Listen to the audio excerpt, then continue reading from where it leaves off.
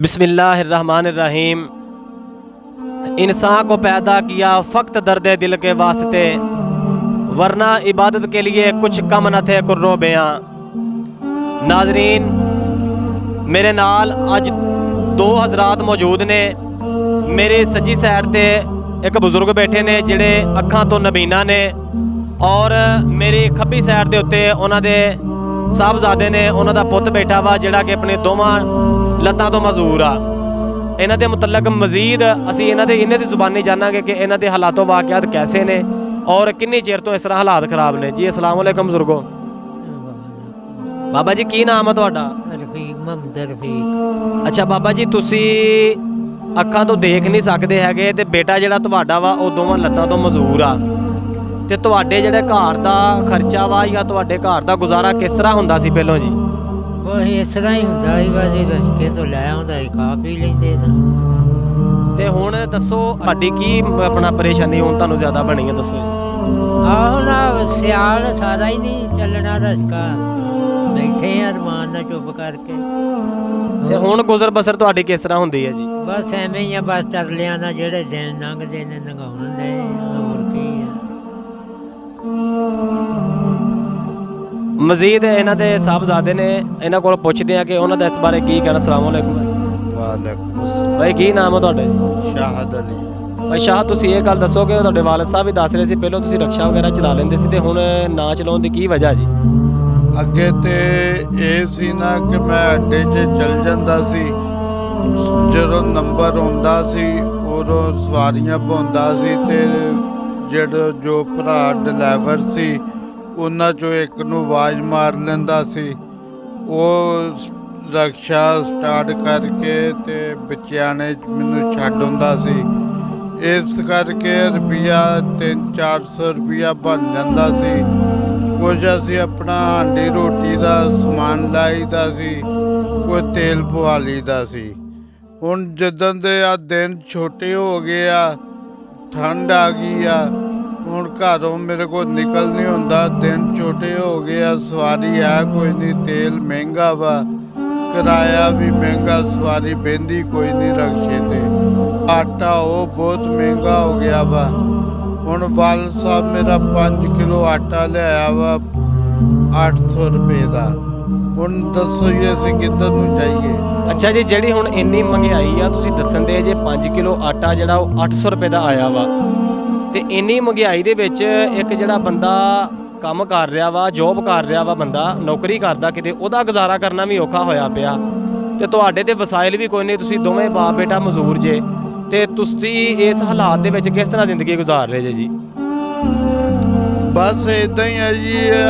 ਇੱਕ ਮੇਰਾ ਮਾਮੂ ਆ, ਉਹ ਕੋਈ ਉਹ ਦਿਹਾੜੀ ਕਰ ਲੈਂਦਾ, ਉਹ ਕੋਈ ਸਾਨੂੰ ਇੱਕ ਕੋਲੀ ਸਾਲਨ ਦੀ ਦੇ ਦਿੰਦਾ ਵਾ, ਤੇ ਬਾਈ ਟਾਈਮ ਮਾਮੀ ਮੇਰੀ ਰੋਟੀਆਂ ਪਕਾ ਕੇ ਦੇ ਦਿੰਦੀ ਆ।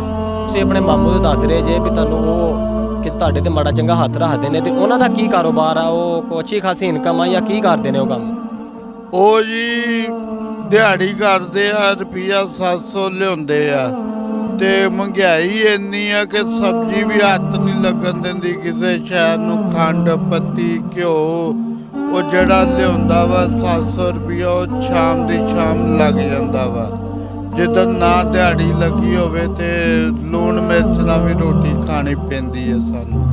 तो हज़रत उमर फ़ारूक रज़ी अल्लाह ताला अन्हु दा ये कहना सीगा कि अगर मेरे दौर के अंदर एक कुत्ता भी भुखा मर गया तो क़यामत वाले दिन मैनू ओहदा भी हिसाब देना पएगा। तो तुहाडे हालातों वाक़ियात वेख के तो काफ़ी ज़्यादा दुख हुंदा वा कि असी अज भी मुसलमान हाँ और एक माशरे दे विच जी रहे हैं, और एक सोसाइटी आ, ठीक आ, और साडे उत्ते हुक्मरान बैठे ने जिन्हां दे करोड़ां अरबां रुपए दे अखराजात ने, लेकिन साडे माड़े इन्ने हालात आ। तुहानूं दुख हुंदा इन्हां गल्लां नूं सोच के जी? ਜੇ ਆਉਣਾ ਜੀ ਦੁੱਖ ਹਰ ਇੱਕ ਨੂੰ ਆਉਂਦਾ ਹੀ ਆ, ਦੁੱਖ ਇਹਦੇ ਮਦਦ ਕਰਨਾ, ਅਸੀਂ ਵੀ ਕੋਈ ਸੁੱਖ ਦੀ ਰੋਟੀ ਖਾ ਲਈਏ। ਅੱਛਾ, ਤੁਸੀਂ ਮਜ਼ਦੂਰ ਜੇ ਤੇ ਤੁਸੀਂ ਬਹੁਤ ਆਸਤਾ ਤੁਸੀਂ ਇੱਥੇ ਆਪਣੇ ਮੰਜੀ ਤੋਂ ਉੱਠ ਕੇ ਇੱਥੇ ਸਾਡੇ ਦੀ ਘਰ ਆਉਂਦੇ ਆ, ਕਮ ਸੇ ਕਮ 5-6 ਮਿੰਟ ਤੁਹਾਡਾ ਟਾਈਮ ਲੱਗਾ, ਤੇ ਜਦੋਂ ਤੁਹਾਨੂੰ ਵਾਸ਼ਰੂਮ ਦੀ ਹਾਜਤ ਹੁੰਦੀ ਹੋਏਗੀ ਤੇ ਉਦੋਂ ਤੁਸੀਂ ਮਤਲਬ ਕਿਸੇ ਨੂੰ ਨਾਲ ਸਹਾਰਾ ਦੇ ਕੇ ਨਾਲ ਜਾਂਦੇ ਜੇ, ਸਹਾਰਾ ਲੈ ਕੇ, ਜਾਂ ਕਿਸ ਤਰ੍ਹਾਂ ਉਦੋਂ ਜਾਂਦੇ ਜੀ? ਇਹ ਜੀ ਮੇਰਾ ਵਾਲ ਸਾਹਿਬ ਵੀ ਮੈਨੂੰ ਪਿਸ਼ਾਬ ਛੂਬ ਕਰਾਉਂਦਾ ਵਾ, ਤੇ ਕੁਰਸੀ ਮੈਂ ਰੱਖੀ ਹੋਈ ਆ, ਉਹਦੇ ਉੱਪਰ ਬੈਠ ਜਾਤਾ ਹੂੰ ਤੇ ਮੁੜ ਕੇ ਪਿਸ਼ਾਬ ਛੂਪ ਕਰਕੇ ਅੱਬੂ ਪਾਣੀ ਫੜਾ ਦਿੰਦਾ ਵਾਲਦ ਸਾਹਿਬ ਮੇਰਾ ਤੇ ਹੱਥ ਧੋ ਲਈਦੇ ਆ। ਨਾਜ਼ਰੀਨ, ਜਿਸ ਤਰ੍ਹਾਂ ਕਿ ਤੁਸੀਂ ਦੇਖ ਰਹੇ ਜੇ, ਇੰਤਹਾਈ ਅਫਸੋਸ ਦਾ ਮਕਾਨ ਆ ਔਰ ਇੱਕ ਦੁੱਖ ਦਾ ਮਕਾਨ ਆ ਕਿ ਵਾਲਦ ਸਾਹਿਬ ਅੱਖਾਂ ਤੋਂ ਮਜ਼ਦੂਰ ਨੇ, ਬੇਟਾ ਹੱਥਾਂ ਪੈਰਾਂ ਤੋਂ ਮਜ਼ਦੂਰ ਆ। ਔਰ ਇਹ ਗੱਲ ਦੱਸ ਰਿਹਾ ਵਾ ਕਿ ਜਦੋਂ ਮੈਨੂੰ ਪਿਸ਼ਾਬ ਦੀ ਵਗੈਰਾ ਦੀ ਹਾਜਤ ਹੁੰਦੀ ਆ ਤੇ ਮੇਰਾ ਵਾਲਦ ਜਿਹੜਾ ਕਿ ਅੱਖਾਂ ਤੋਂ ਨਬੀਨਾ ਵਾ, ਉਹ ਮੈਨੂੰ ਸਹਾਰਾ ਦੇ ਕੇ ਨਾਲ ਉਠਾਉਂਦਾ ਵਾ, ਉਠਾ ਕੇ ਔਰ ਮੈਨੂੰ ਗੁਸਲਖਾਨੇ ਤੱਕ ਲੈ ਕੇ ਜਾਂਦਾ ਵਾ। ਉਸ ਤੋਂ ਬਾਅਦ ਮੈਨੂੰ ਉੱਥੇ ਪਾਣੀ ਵੀ ਮਤਲਬ ਉਹ ਪਹੁੰਚਾਉਂਦਾ ਵਾ। ਇਤਨੀ ਮੁਫਲਸੀ ਔਰ ਇਤਨੀ ਗੁਰਬਤ ਕਿ ਸਾਡੇ ਕੋਲ ਤੇ ਇਸ ਬਾਰੇ 'ਚ ਅਲਫਾਜ਼ ਨਹੀਂ ਹੈ ਵੀ ਅਸੀਂ ਇਹਨਾਂ ਦੇ ਬਾਰੇ 'ਚ ਕੀ ਤਾਸੁਰਾਤ ਪੇਸ਼ ਕਰੀਏ। ਲੇਕਿਨ ਅਸੀਂ ਆਲਾ ਹੁਕਾਮ ਤੀਕਰ ਉਹਨਾਂ ਦੀ ਇਹ ਜ਼ਰੂਰ ਗੱਲ ਅਸੀਂ ਗੋਸ਼ਗੁਜ਼ਾਰ ਕਰਾਂਗੇ ਕਿ ਬਰਾਏ ਮਿਹਰਬਾਨੀ ਕਮ ਸੇ ਕਮ ਜਿਹੜੇ ਲੋਕ ਇੱਥੇ ਹਲਕਿਆਂ ਦੇ ਵਿੱਚ ਮੁੰਤਖਬ ਨੁਮਾਇੰਦੇ ਹੁੰਦੇ ਨੇ, ਇਹਨਾਂ ਲੋਕਾਂ ਕੋ ਕੱਲ੍ਹ ਨੂੰ ਵੋਟ ਲੈਣ ਆਉਣਾ, ਉਹਨਾਂ ਨੇ ਬੜਾ ਇਹਨਾਂ ਲੋਕਾਂ ਦੇ ਅੱਗੇ ਪਿੱਛੇ ਨੱਸੇ ਫਿਰਨਾ ਵਾ। ਆਇਆ ਕਿ ਅੱਜ ਇਹਨਾਂ ਲੋਕਾਂ ਨੂੰ ਉਹਨਾਂ ਦੀ ਜ਼ਰੂਰਤ ਆ, ਉਹ ਆ ਕੇ ਆਪਣੇ ਹਲਕੇ ਦੇ ਵਿੱਚ ਇਹ ਤੇ ਦੇਖਣ ਵੀ ਯਾਰ ਕਿਹੜਾ ਬੰਦਾ ਕਿਸ ਹਾਲਾਤ ਦੇ ਵਿੱਚ ਜ਼ਿੰਦਗੀ ਗੁਜ਼ਾਰ ਰਿਹਾ ਵਾ।